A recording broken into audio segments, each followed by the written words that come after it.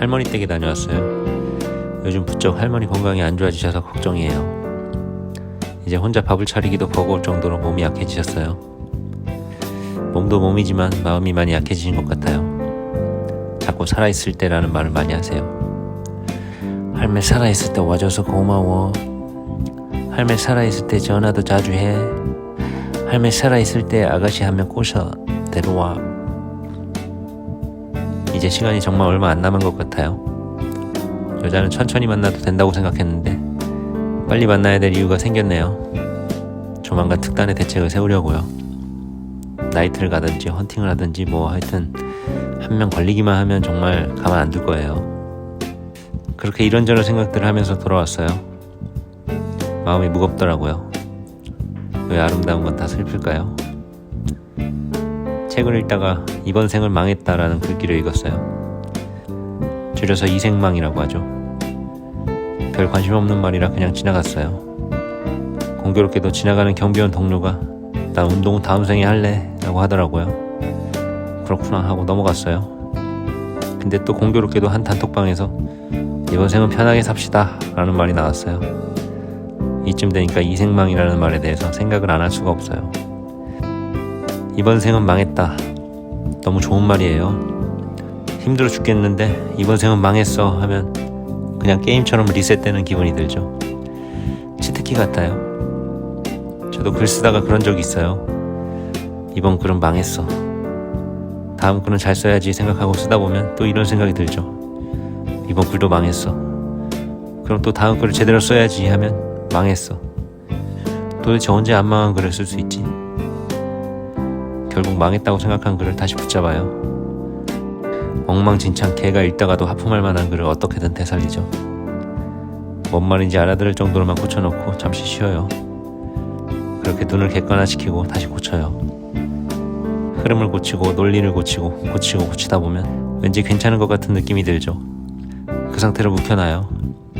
다음날에 다시 보면 과잉 덩어리예요.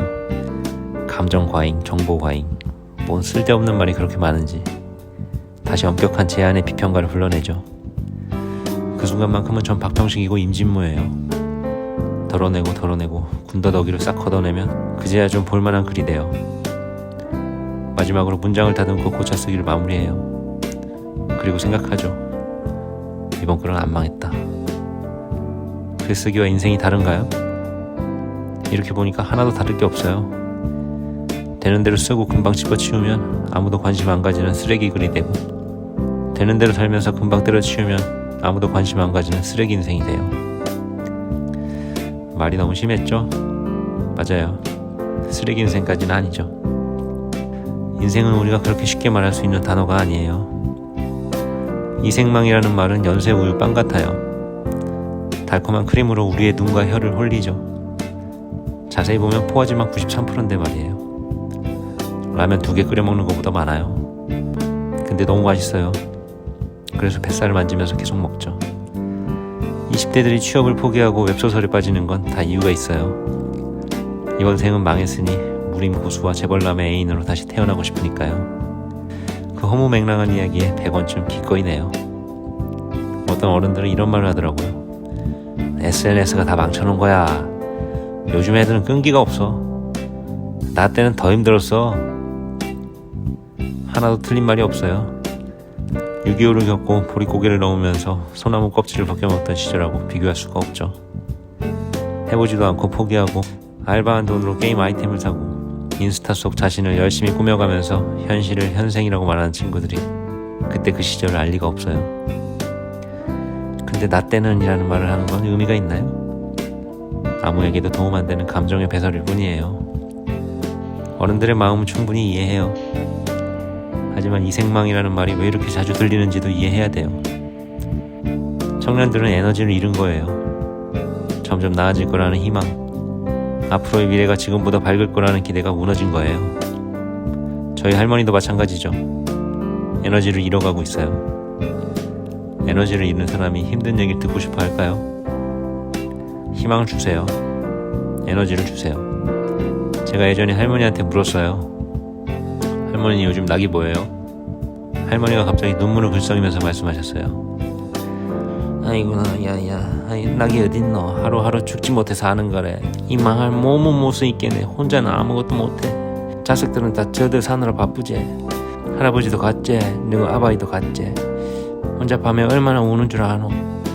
석탄백탄 타는 데는 연기도 짐도 나는데 이내 가슴 타는 데는 뭐 연기도 짐도 안 나노. 이 말 아나? 이러면서 만날 울어. 이런 얘기 어디 가서 하노. 니는 할매만 알아야 된대. 그냥 하는 소리 아니래. 단디 들으래. 할매 무슨 말인지 아나? 구순의 할머니는 울어도 눈물이 말라서 흐르지 않아요. 점액처럼 눈앞을 가릴 뿐이에요.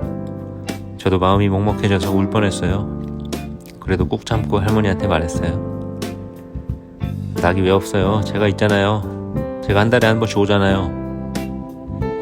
할머니는 그제야 웃었어요. 참 그렇다 그래. 아이고 맞다. 네 말이 맞다. 아마 그런 말도 할 줄 알고. 아이구나 다 컸다. 저 다 컸죠? 내일 모레 40이에요. 무기력한 날이 반복되고 인생에 희망이 없다고 생각하는 분들이 참 많은 것 같아요. 그래도 이번 생이 망했다고 생각하는 건 좀 아쉽지 않나요?